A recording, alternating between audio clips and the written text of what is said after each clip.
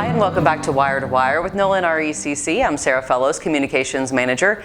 And once again, I have Buddy Rosenberger with me. But this time we have a different conversation that I'm really excited about. So Buddy, of course, everyone should remember you're a former director. You just retired as a Nolan director. But what we're here to talk about is Honor Flight, because we are so excited about being able to send you on Honor Flight. Somehow we haven't sent you before, and so this year we're sending you in September. The flight is on the 16th, and we've talked to our other Honor Flight veteran, Mr. Logston, and now we wanted to sit down and talk to you. Other conversations we've had have been more about you and your history, but we really haven't kind of talked about your military service. So that's what I want to dig into today, if that's all right. That's fine. Okay, all right. Real quick, if someone didn't see the last interview I had with you, just real briefly, where are you from? I know you're from this area, but can you talk a little bit about your family? Yeah. Well, I was born and raised in the southwestern part of Jefferson County. Down on our house was about 100 yards, faced the Ohio River. Mm-hmm. And my dad and his brother moved out there at Valley Station in 1928. My grandpa's farm was what is now Algonquin Park in Louisville, so that's where he was born and raised. And then the city bought it for a park in 1928. And I was born there in 1939, and they had already started milking cows. And I went through all my high school and college years and my active duty service years living. That was my address. And my wife and I, Carol Ann, we married in 1965. And at that time they had planned to build a flood wall because the 1937 flood was 5 foot deep in our house. And my dad and them, they lost all their cows, but 7 and all the horses. And so the flood wall went right across the farm. And they would not be able to cross the flood wall with livestock or machinery. So my dad said, if you want to take the milk cows, you and Carol Ann, and my dad had purchased this farm in Hardin County over next to Big Spring in 1955. But no one had moved down here. They just used it to raise hay and tobacco and stuff on. So he built a silo and a milking parlor, and Carol and I made our home where we are today. And in 1978, Mr. Earl Templeman was the director for our area, and he retired. And luckily, I was one of the selected to serve as a director on Nolan at that time, and did that until this past June. That's so, right. Rest is history on that one, right? Yeah. So you talked a little bit about your military service, and that's really what I wanted to sit down with you about, because I know you've told me some stories here and there, but I know you have a lot of stories. Talk about, so you were in Valley Station, you graduated from college. You did that before the military, correct? Yeah, I graduated from Valley High School, and in fall of 1957, I enrolled at the University of Kentucky. And at that time, if you had not served any prior military service, you were all males were required to take ROTC, 2 years of ROTC. And so after 2 years, you weren't obligated, but you could serve your junior and senior year, and you would get paid $1 a day. So we got $30 a month, which back in 59 or 60 anyway. That's not bad. They buy more than a Coke and a candy bar. Yeah. So, but we had to between my junior and senior year, we had to what was basic training at Fort Knox, and for 6 weeks that summer. And while there, I was able to take the physical and of course they check you for depth perception and color blindness and all that. And I passed all that. And so my senior year at U of K, I started, the Army paid, military paid for 36 hours of fixed wing training, which we did at Bluegrass Field in Lexington. So that was really the start of my aviation career, I guess. And the Army paid for 36 hours, and then you rode with an FAA examiner, and he would recommend you or not to go to military flight school. And so then in the fall of 1961, after I'd graduated, and we did receive a second lieutenant commission when we graduated from college. Wow. So I was sent to Camp Walters, Texas for the primary helicopter training. And at that time, usually you went to fixed wing training first because I already had some fixed wing training in college. But the Vietnam War was kind of in its birth or infancy, and so instead of going to fixed wing training, they sent us straight to helicopter training. Interesting, because so I spent about 4 months in Camp Walters, Texas, out Mineral Wells, Texas, and then the next 4 months down at Fort Rucker, Alabama, in the secondary training. Wow. And then after that, I was sent to Fort Knox, and at that time, there was a unit there, a helicopter unit, and I didn't know, in fact, I didn't even know where Vietnam was located or whatever about it. And I imagine January, a lot of people didn't. We were supposed to go to Vietnam in January, but some probably if you're not in the military, but ever since World War I and World War II, there have been rules of engagement and war, and the Korean War and the Vietnam War, they were rules. Well, C Troop of the 17th Air Cav, that company that I was assigned to, was a combat helicopter company, and the agreement was no country would send any combat units to Vietnam, so they had to change the name to 114th Air Mobile Company, and we were sent to Vietnam. Wow. So when was that? You said that was in May of 1963. May of '63. So you went from Fort Knox to Vietnam. Right. How long were you in Vietnam? 13 months until June of 1964. Were you flying a helicopter the whole time? And we flew 7 days a week. Every day I flew almost 1,500 hours. Wow. While there, and mostly, so it was all support. The company had 2 support helicopter unit platoons and 1 armed platoon. And I flew one of those.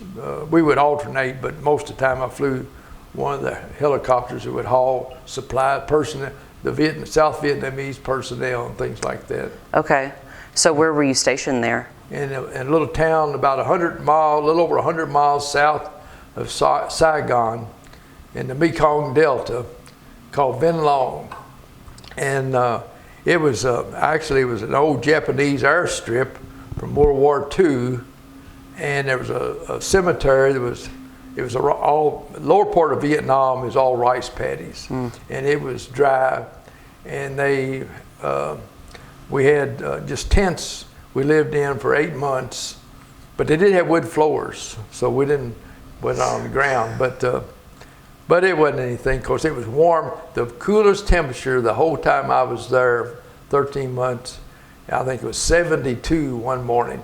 Wow. And so, we slept on cots with mosquito nets, and probably some of the older people that remember you had a T-bar on your cot and a mosquito net because mosquitoes would eat you up. I was going to say, I'm sure you were glad for those. So was it really humid then there too? Yeah, it was tropical. Right. Well, actually, you had 6 months of rain and 6 months of dry weather. And of course, it was ideal for rice production. Right. Because rice grows in water, and then it would quit raining, it would dry up, and they could harvest the rice. It was all the farming was done by hand over there, and with water buffaloes as the power to pull the plows and stuff, and it was interesting. So you were stationed there the whole time, and at what kind? Oh, sorry. Actually, the helicopter, the Huey, the A model, they found out it didn't have enough horsepower because the more humid and warmer the air, the thinner and the less bite the rotors have in the air. So they had to up the horsepower. So they upped it about 200 horsepower, but we didn't have any helicopters, so they had to make some. Oh wow! So we got there before the helicopters did. So what'd you do? So we played rook cards and whatever it was, just kill time. How long did you have to wait before the helicopters came? While I was during that period of time, there was a Southeastern Treaty Organization, it was CETO, and they were having an exercise in Thailand, and they picked a few of us, and I just got picked. We took the 4 helicopters that came early, and we took them and we put them on a C-124 Air Force plane with the big clamshell doors in the front, 2 on each one, and we couldn't fly across Cambodia or Laos, so we had to fly around the southern peninsula of Cambodia and Vietnam to Thailand, and we were there almost 6 weeks. Okay. Flying in support of that CETO exercise, and so that was fun because you didn't have to worry about somebody shooting at you over there. You just got to enjoy flying the helicopter. Yeah. So what kinds of things? You said mostly you did supply. What did that mean? So on the course of a day, what did you do? Mainly, we would fly the ARVN forces, which were the South Vietnamese soldiers, and they would locate a contingent of the North Vietnamese soldiers who were supported by the Chinese, and then we would pick a unit of the South Vietnamese and fly them into close proximity to the North Vietnamese forces so they could engage them. So it sounds like that could have been dangerous. I mean, you're flying in pretty close to where you have some enemy territory there. What's interesting is during that period of time that they had rules. One of the rules was that we could carry a weapon, but we couldn't load it, and we weren't supposed to shoot at anyone unless we were shot at first. Well, that doesn't work. Right. And so, right. The first mission we were hauled troops on. Our arm, we had this one platoon.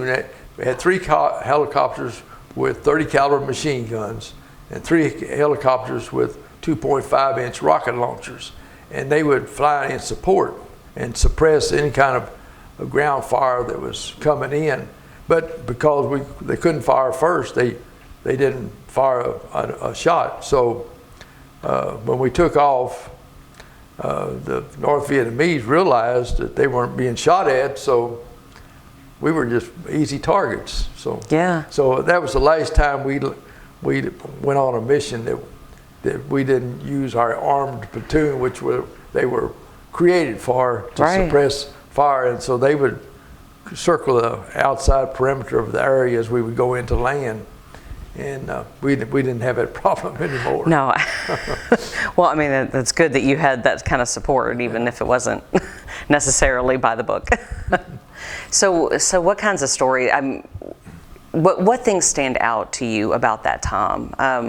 What are your main memories from that time? In November, right before November, Ngo Dinh Diem was the president of South Vietnam, and he had a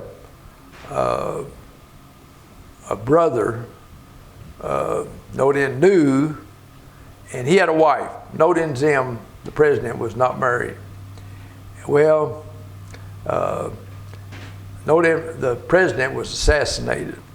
Well, that kind of caused some turmoil with the Vietnamese and things, and we had to kind of watch, be extra careful. Then in November, President Kennedy was assassinated. And so we all thought, well, we might all get to come home early, but that didn't happen. No. And so several things happened while we were there. And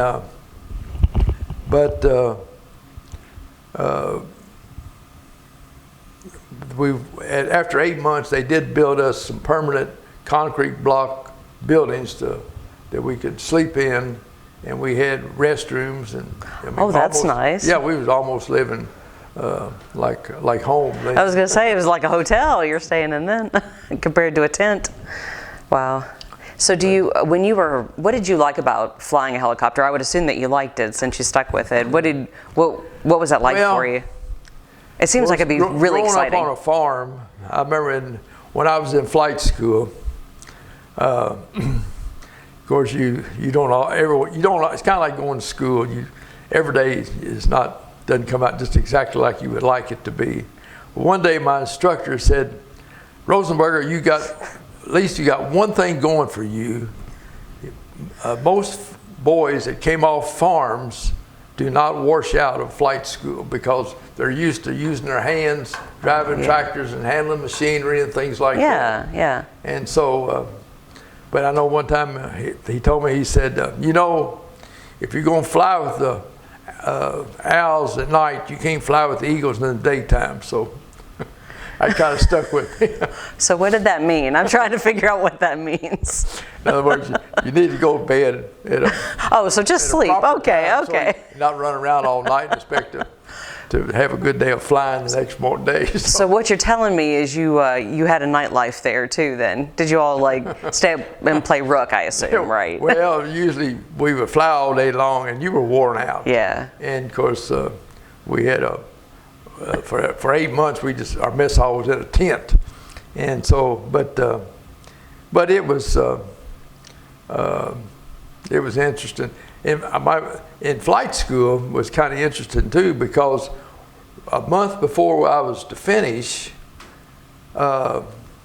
Castro had overthrown I can't remember his name now, in Cuba, and so Kennedy was president, and so they had made plans to, these mercenaries that had left Cuba and came into Florida, they were going to arm them and let them go back and try to retake the country back from Castro, because he was a dictator. And they shut down our flight line, and the helicopter I was flying, which was H-34, was probably the most modern helicopter at that time.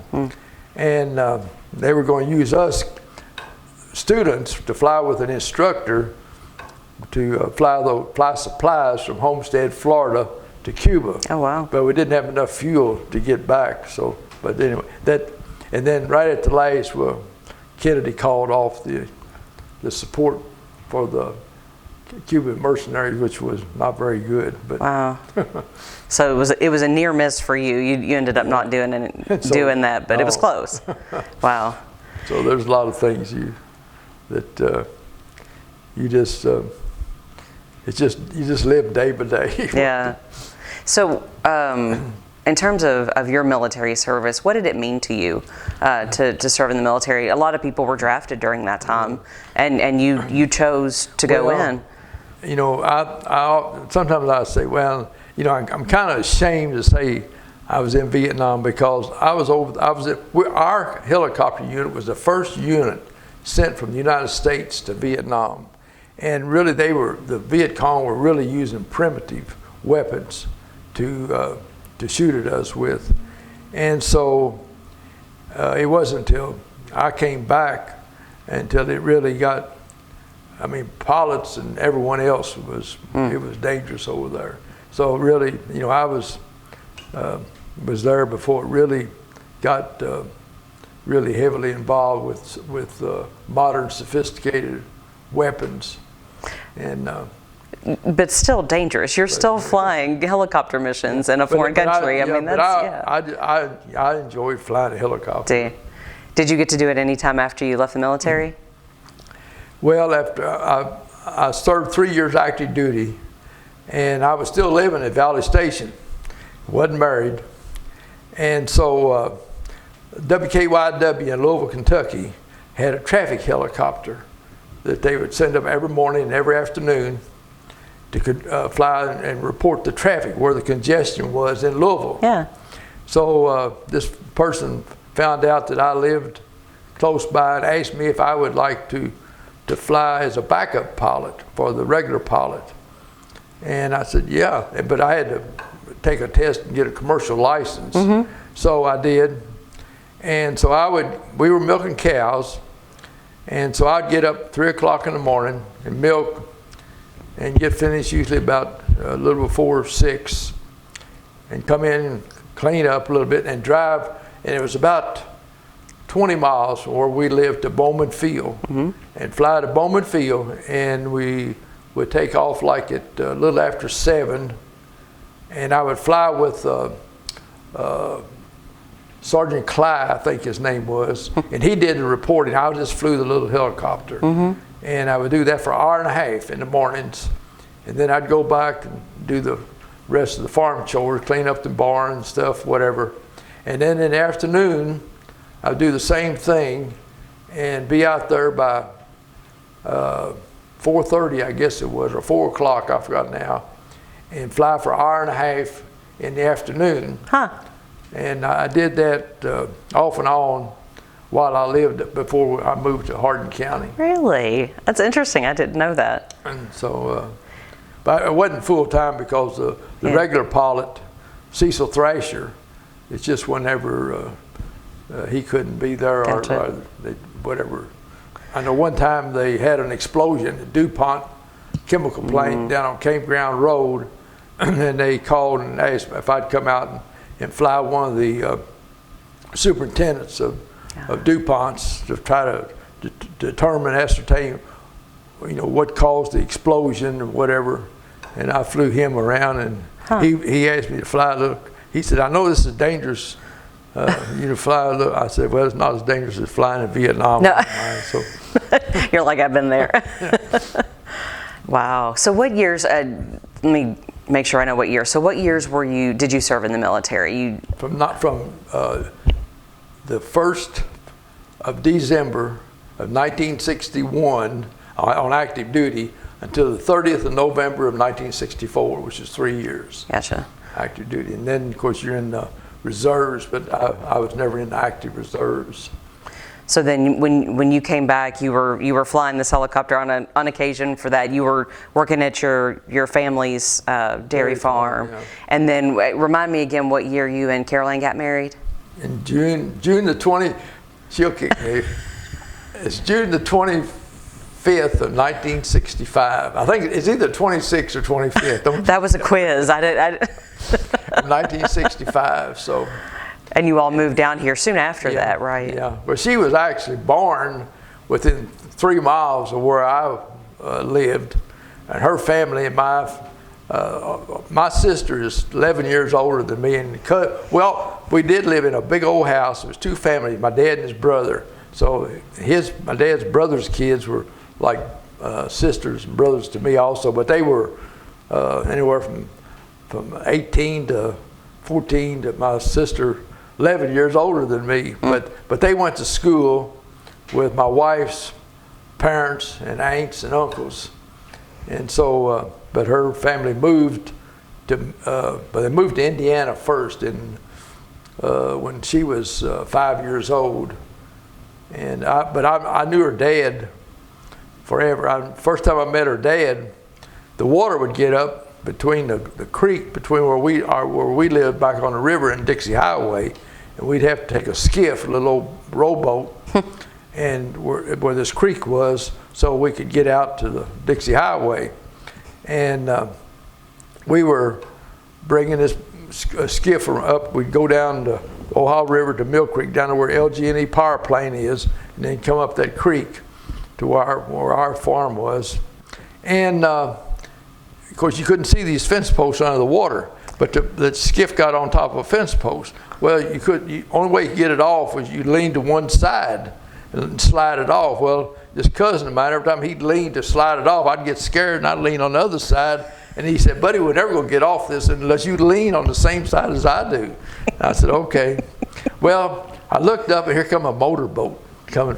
I said, "Oh man, that would be nice." Here we had oars. And the person in this motorboat was Carol Ann's dad. So that's the first time I met him. Did he help you off the fence post, or were you already off of it by then? I got off of it by that time. So you were talking a little bit about your family. Did other people in your family serve in the military? Was that a family thing, or did you just kind of get drawn to that? Well, this cousin, my dad's brother's son, like I said, he graduated from high school in '39. And that fall, he joined the Army. And his dad had learned he had kidney cancer back in 1926. And he lived for 14 years. Actually, he lived for 15 years. Anyway, in 1942, his dad passed away. But before that, he was real sick. And so the Christian preacher preached at the Christian church out the end of the road was on the Selective Service Board. And so the family approached him. Of course, World War I or II hadn't started because they needed help on the farm, and was able to get him out early. And then my mom's brother, he was in World War II as a paratrooper, and he jumped first in North Africa, and then he jumped in Sicily, and then he jumped in Italy, and he was killed in Italy. Oh wow! And as a paratrooper, he's buried in somewhere in Italy. Oh wow! And and then his brother was in World War II. He was younger, but really that's. And then, of course, I had two uncles by marriage, my dad's sister's son, husbands, and both of them were in World War I. And one of them was in Belgium in World War I, and the other one was in France. So you have some history there. They had some interesting stories. I mean, it was really primitive back in World War I. Hate to think about that. And then I had a great-great-grandfather on my mom's side who was killed in the Civil War. Oh wow! In the Battle of Shiloh. And he grew up. His home was over just out from Colesburg, right there, on that Colesburg Road. And his last name was Harned, H-A, which is a lot of Harneds over there. His mother or his wife was a troutman, but he was in the Kentucky Orphan Brigade in the Civil War, and he was killed at Battle of Shiloh down in Tennessee. Wow! So you do have family history, right? So obviously Honor Flight goes to Washington D.C. Have you spent much time in Washington D.C.? Not really. So I'm interested in looking forward to it. We talk a little bit about what, and of course you have history of knowing what the Honor Flight has done because Lynn has supported it for so long. So I know it won't be a huge shock to you what you'll end up getting to do, but a lot of the day is just getting to see the memorials, right? The war memorials. And have you gotten to see the Vietnam? No, I've not been there since. Well, my wife and I, when the kids were little, we did drive through Washington D.C., but really, I don't know whether they even had the Vietnam Memorial then or not, or even the World War II Memorial at that time. I think the World War II is fairly new. I don't know the dates on either of those. This has been all like 1975 or something like that. Well, driving through, you're not going to get to see very much. So you'll, it is a very full day, but you'll get to see all of that. And so, what are you most looking forward to? Do you think for your day? Well, of course, I did have some close friends that didn't come back. They were in our unit. They weren't. Most of it was either aircraft failure of something of type. But anyway, so their names would be there, and things like that. And but I guess that's not something to really look forward to. But it's kind of sad. But anyways, yeah. But it's touching. I mean, just getting. Obviously, I didn't serve in the war, but just having been there, it's touching for those of us who don't have that personal connection. Well, it's just, you wonder sometimes. I know I read this story, this fella, he was in, I forgot now what war it was in, but he was, next day he was due to have furlough to come home or something. So his buddy said, well, I'll do guard duty or whatever it was for you tonight, because you're getting ready to go home on furlough. And his buddy was shot and killed, and he thought, it was supposed to be me. Wow. So you always wonder, and then it could have been me in that helicopter that my friend was in. The tail fell off of, and I was flying right in front of him, and didn't realize the helicopter had crashed until I heard I could hear air rushing on the intercom, and I thought somebody had their mic triggered, and I said, "Let go of your mic. You got the mic triggered," because air was rushing through, and didn't realize that he was trying to keep that helicopter nosing up because the tail fell off, and it was kind of nose over, and he was trying to keep it up. Wow. And he was pulling as hard as he could on that collective to keep it right up. But, wow, my goodness. Well, I'm sure you have a lot of memories like that, but that hopefully when you get to go to see the memorials and get to, but part of what I think is neat, especially for your generation that fought in Vietnam, and I don't know if this was your experience, but when a lot of soldiers came home, they weren't welcomed back. They didn't get a welcome home. In fact, and sometimes it was they were spit on and they were yelled at, and you think, and it always. It's really sad to know that, but it's really neat to be able on this side of it to be able to see the reception that you will get. Well, that really wasn't the case when I came back, because it was just in the infancy of it, and I know we came back on Flying Tiger lines from Saigon. We flew over. We did land in Tokyo during the middle of the night, so I did get off the plane, but everything was closed. So. And in Tokyo, and then we landed in San Francisco, and then flew from San Francisco to Chicago, and then I got on a plane and came to Louisville, and anyway, really very few people even knew about Vietnam back then. Oh, okay. Yeah, I know some of our other veterans had a more negative experience coming back. Well, you'll get to experience. It's pretty neat from what I get to. I won't tell you any more than that. But I just think getting to be there, I think hopefully that'll be neat for you. And your daughter's going with you, right? Yeah, Gretchen's going. So, well, is there anything else about Honor Flight or about your service that you wanted to talk about? I know we could probably sit and talk for days. Like you are famous around here for having stories. So, is there anything else that we've missed or anything? No. If I say too much, they realize it's probably just a fib. So we don't have to tell them that, though. No, thanks again for your service, and we look forward to the Honor Flight. I'm looking forward to you getting to experience that, and I want to hear all about it when you get back. And thank you for joining us for Wire to Wire with Nolan, RECC.